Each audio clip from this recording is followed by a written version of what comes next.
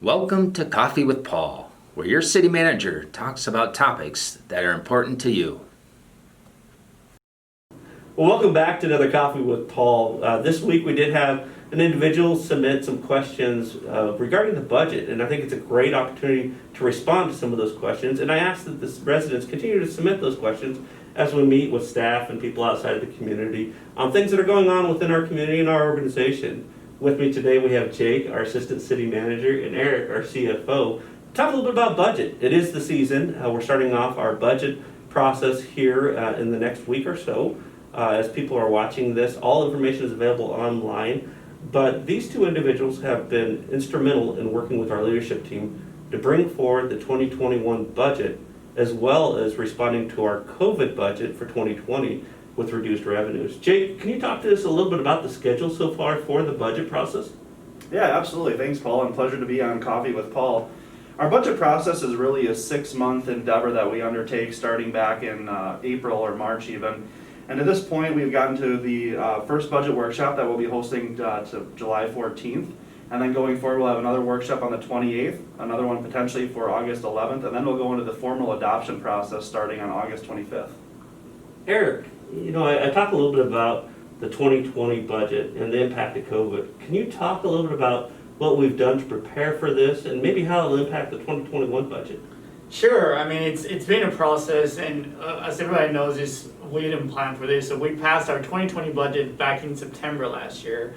So when COVID hit, what we need to do as a city is kind of forecast the impact to our revenues and our overall budget to the city. So we plan on being very conservative, and we prepared internally for a 30% reduction in sales tax, about a 40% reduction in 3B, and a 60 to 70% reduction in bid taxes. The 3B is our bed, board, and booze. It's more of a travel tourism tax, and our bid taxes for the hotel industry.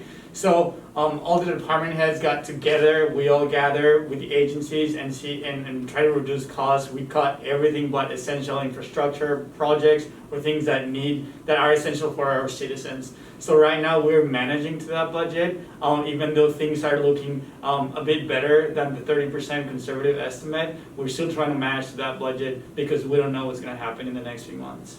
Wonderful. Eric, you have been in charge of the response from the state, and the state gave us $5.5 million to commit towards COVID funds. Now, a lot of people out there assume that's just money given directly to the city.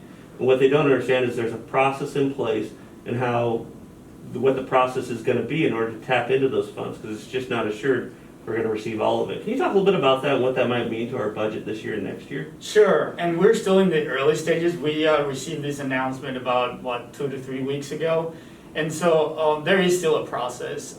Right now, what we know is that these $5.5 million have a lot of restrictions.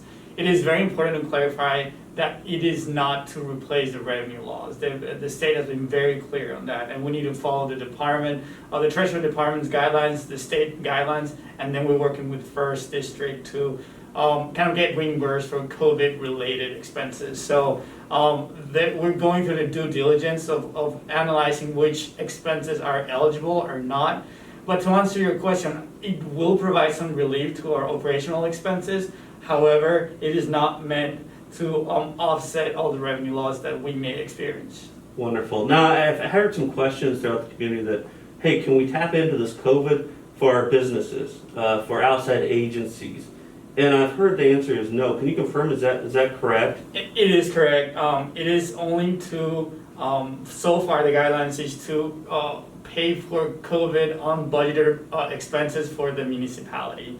There may be a later stage where some aid will be put towards these entities, but so far, like I said, there's a lot of restrictions, and those restrictions exclude outside entities.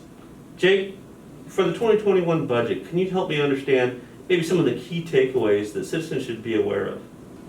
Yeah, first and foremost, the city is projecting a negative 2% sales tax growth from 2020 to 2021 as a result of our COVID. And I want to give Eric and his staff a lot of credit for following our local and national trends as we see those revenues decrease in not only sales tax, but adding that 3B as well as bid tax that Eric earlier mentioned.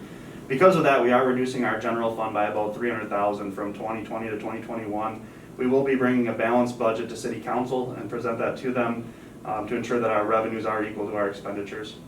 Now, one of the things that a lot of citizens might not know about our city is that we rely heavily on sales tax. About 41% of our general fund is sales tax. That provides money for our parks, our fire department, police department, parks department, once again, everything that we love and enjoy about our community. But when it comes to property tax, people should know approximately 16% of their local property taxes go to the city. 30+% go to the county, and over 50+% go to the schools.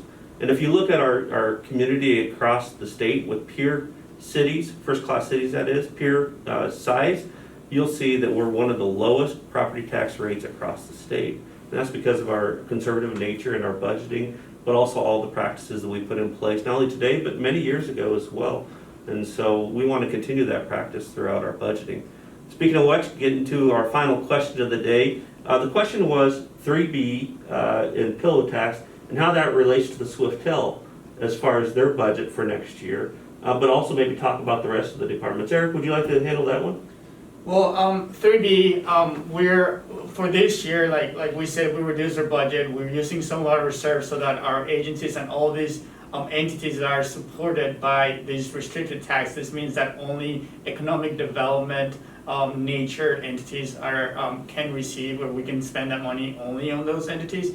And so Swiftel is one of those. And so the guidelines for next year, like we asked everybody to reduce 20% their budget, and everybody met those guidelines. We did have conversations with all these agencies about 2 weeks ago, as you remember, and they all made it work, and they feel like they can execute their plans, their operating plans to the community with this. That said, if things come better than expected, we will do an analysis at the end of the year, and we will likely redistribute the funds next year to these agencies.